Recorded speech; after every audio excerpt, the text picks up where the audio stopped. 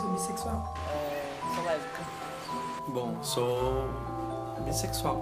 Eu sou gay. Eu sou lésbica. Eu sou lésbica também. Eu acho que não há nada do ponto de vista biológico que define desejo. E não há nada mesmo do ponto de vista científico também que comprove isso. Na verdade, a gente tem muitas posições distintas dentro de vários campos científicos, né? Dentro da psicologia, dentro do grande campo das ciências sociais. Você tem antropologia, enfim, mesmo a sexologia, a psiquiatria, a psicanálise, enfim, né? Um espectro muito grande de ciências que se debruçaram sobre a sexualidade, né? E você tem explicações para a sexualidade, mas elas são teorias. Não há um conjunto de verdades que tenha um caráter, né, provado de que conseguiu de fato interpretar aquilo que é a sexualidade. Não tem um porquê, porque não é uma escolha, velho. Você não escolhe. Eu sou homossexual por conta do meu sentimento mesmo, de identificação. A gente pouco pode explicar o porquê do desejo. Senão a gente não veria pessoas homo e bissexuais em países onde elas são condenadas à morte, sabe? Por isso. Como é que eu descobri? Foi uma coisa processual. Você vai se entendendo e vendo que você gosta de coisas diferentes do que os seus amigos gostam. E em algum momento eu descobri que isso tinha nome, né? Como eu falei, eu nunca tive conflitos referente a gostar de homens ou mulheres, mas assim a saber o que eu era. Isso eu sempre tive muito conflito. Existe o autopreconceito lá atrás, bem de trás, porque infelizmente a nossa criação é conservadora. A maioria das pessoas, assim, quando elas não são super abertas, existe sempre um grande preconceito contra si mesma, assim. Porque você não tem recursos muitas vezes, né, para lidar com isso. Você encontra recursos aonde? Numa família que te expulsou, né, no mercado de trabalho que não te aceita, enfim. Parece que você não se aceita e você fala, não é isso. É só uma fase. Você fala pra você mesmo isso. Você escuta isso, você fala isso. Você aprende a ser heterossexual. Entender que existe um conjunto de forças sociais que opera para produzir sujeitos heterossexuais, né, que possam casar, construir famílias em determinados formatos. A sexualidade ela é construída socialmente durante a vida dos sujeitos, né? É produto dos nossos sistemas simbólicos, é produto das histórias infantis, onde os casais são sempre heterossexuais. Quando a gente vê a diversidade, a gente começa a desconfiar das nossas verdades, relativiza, né? E mostra o quanto que a gente constrói mundos e sujeitos e formas de relação. Isso causa uma confusão muito grande nas representações que as pessoas têm para compreender a vida. Porque você mexe com algumas representações sociais que já estão muito bem construídas, já estão naturalizadas nas pessoas. Embora a gente tenha construído muitas discussões, de fato, né, de um tempo para cá e trabalhe, a gente está lidando com um campo onde figuram interesses muito distintos, né, interesses muito diversos. Né, um campo muito amplo, na verdade, de interesses. A gente poderia falar sobre interesses, sei lá, a formação, né, dos estados modernos, né, a gente poderia falar sobre interesse do ponto de vista econômico capitalista, da formação de uma certa família burguesa, com o ideal de pai, mãe e filhos, para a reprodução daquilo que seria a sociedade capitalista. 11 em cada 12 brasileiros acreditam que Deus fez o homem e a mulher com sexos diferentes para que cumpram seu papel e tenham filhos.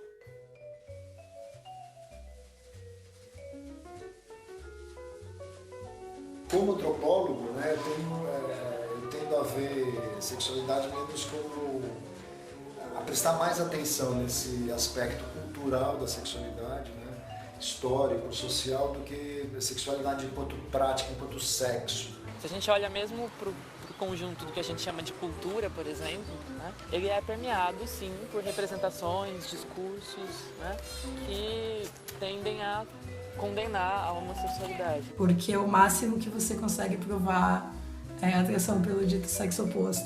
Mas você não tem como provar uma negativa e não tem como provar que você não tem atração pelo mesmo sexo. Quando eu falo de sexualidade fora da norma, eu tô falando de tudo isso. Qualquer coisa que fuja, qualquer forma de construir afetos, relacionamentos e sexo fora do modelo monogâmico de um homem cis com uma mulher cis, só de duas pessoas. Então, em um mundo que aceita a existência da bissexualidade, isso causa muita insegurança dentro do sistema, porque como eu vou dar privilégio hétero se eu não sei quem é hétero? E depois de ler Foucault, a minha relação com a minha identidade sexual mudou bastante. O Foucault é um pensador francês. Para o Foucault, a sexualidade é um dispositivo de poder, né? Ou seja, um dispositivo de construção de sujeitos, e não só de sujeitos, de um universo social no qual esse sujeito existe. Ele vai trabalhar com a tese de que o Ocidente movimentou muitas coisas do ponto de vista político através do controle da sexualidade. É a forma onde você mapeia as sexualidades, você descreve quais sexualidades são normais e quais sexualidades não são, quais famílias são legítimas e quais famílias não são famílias. Os desejos são muito peculiares aos nossos contextos. Então o que Foucault vai chamar a atenção é a tentativa de criar um sujeito, de criar uma identidade anatural. Então, um sujeito que nasce homossexual, um sujeito que tem um determinado distúrbio ou que vive uma certa normalidade. E eu acho que é uma tese importante para a gente desnaturalizar o desejo, para dizer que ele pode ser qualquer coisa.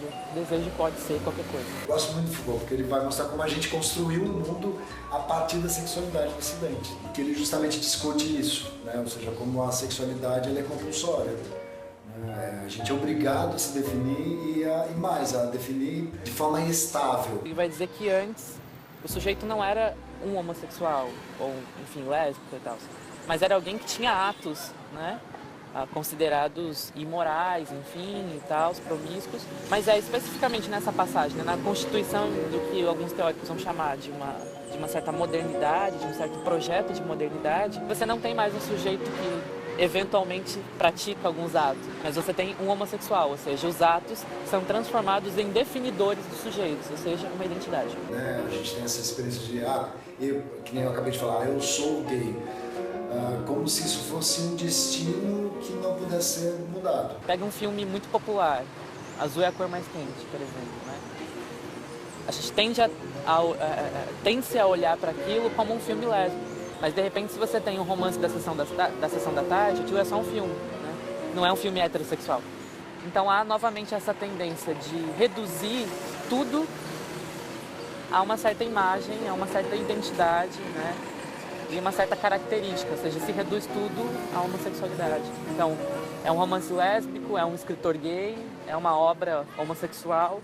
A sensação que eu tenho é que eu preciso me definir muito mais para o outro. Ou seja, uma demanda muito mais do outro do que minha. Sexualidade política. Então, controlar a sexualidade é, sim, estabelecer um determinado regime político. Eu tenho vários amigos que se declararam homossexuais antes de ter a primeira relação sexual. Né? Ou seja, porque ele precisava, né, criar para si e para o outro uma identidade antes da experiência. E você rotula isso e faz parecer que você tem que se encaixar, você tem que se enquadrar. E daí a heteronormatividade, essa coisa de uma norma que tem uma expectativa sobre os corpos, os desejos, uma expectativa heterocentrada, ela recai sobre a gente a todo momento. Dependendo do ambiente no qual você cresce, você às vezes nem sabe que isso é uma opção, né? Vai ser empurrado para a heterossexualidade. A gente que é bissexual coloca a questão da escolha de uma forma muito mais forte, né, na questão, porque teoricamente a gente poderia ser feliz dentro desse modelo que o heterossexismo coloca como o único modelo possível, que é de estar num casamento monogâmico com uma pessoa do dito sexo oposto. E a gente chega e fala, ok, eu poderia estar feliz nesse modelo, mas por que ele é o único? Esse é só mais um entre outros tantos. Psicanálise, por exemplo, o Freud mesmo parte do pressuposto de uma bissexualidade, né? Tipo, todos nós viríamos ao mundo com predisposição bissexual a se relacionar e a ter prazer com qualquer pessoa, de qualquer gênero, de qualquer sexo. A heteronormatividade ela é tão imposta que dentro do próprio grupo do LS, tipo, nós somos assim, nós somos muito preconceituosos uns com os outros. A homossexualidade ela permaneceu no DSM, né? Que é um manual de diagnósticos, descreve determinados perfis de adoecimento mental, né, de transtornos mentais. Ela permaneceu até a década de 70, né? Então, ou seja, é super recente, a gente tem o quê? 40 anos que a homossexualidade sai do Código Internacional de Doenças. O prefixo ismo, ele denota doença, né? E já foi comprovado cientificamente que não é uma doença. Exatamente por isso que se usa a homossexualidade, que aí já se denota mais uma orientação.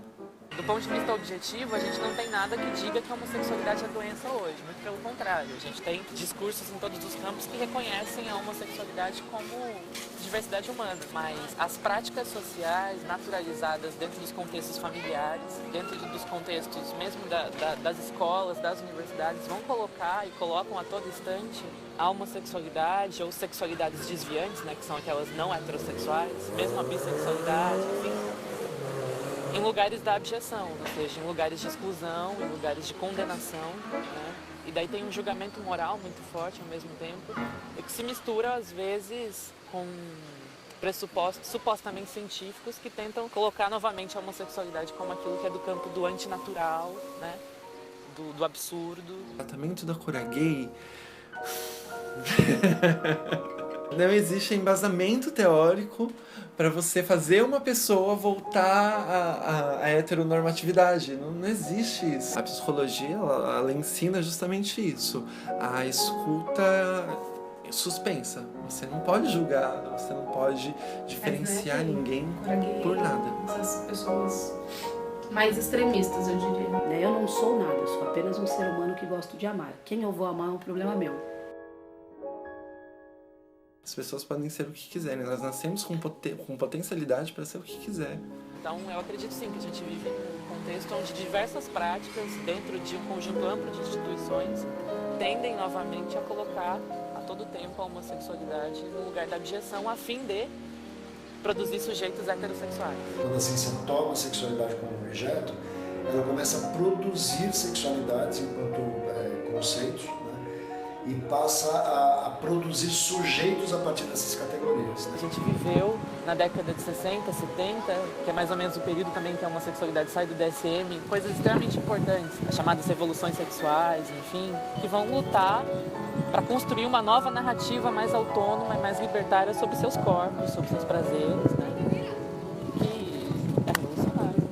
Eu acredito que seja um erro a gente cair na naturalização das coisas, né? Quando a gente diz é assim, sempre foi assim, nascemos assim. A sociedade vai se constituir especificamente sobre a ideia de um controle dos corpos, e esse controle dos corpos é também feito pelo controle da sexualidade. A ciência, assim como a sociedade, ela tem os dois lados, sabe? Tipo, você tem tanto pesquisas que são tendenciosas e pesquisas que, assim, que realmente vêm para poder mostrar que não, que a sexualidade ela é uma coisa muito ampla. A ciência tem grandes papéis, sempre teve, né?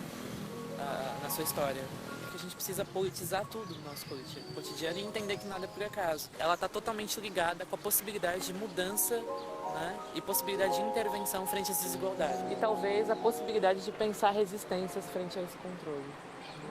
Acho que é mais ou menos por aí.